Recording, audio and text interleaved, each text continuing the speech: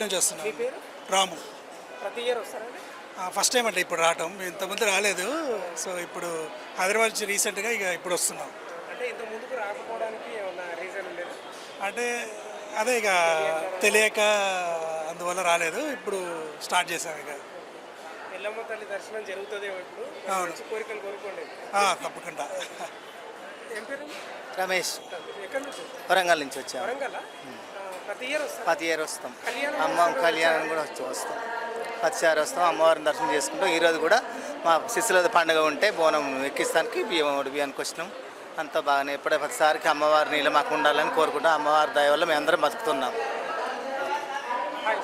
Hi, ఏం పేరండి? ఖుషిదే, ఎక్కడి నుంచి వచ్చారు? నెల్లూరు నుంచి. ప్రతి ఇయర్ వస్తారు?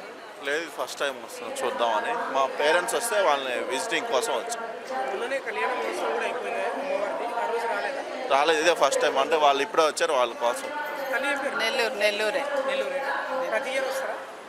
లేదు నెల్లూరు నుంచి కదా, ఈ టైంలో వచ్చాం కాబట్టి అమ్మని చూద్దామని. అంటే ఫస్ట్ టైం వస్తుంది. ఫస్ట్ టైం మంచి కోరికలు కోరుకోండి మీ ఎల్లమ్మ తల్లి. ఎందుకంటే అందరి కోరికలు తీర్చే అమ్మ. ఏం లేదు నాయన, నెల్లూరు నుంచి వచ్చాము. ఈ మధ్య కొత్తగా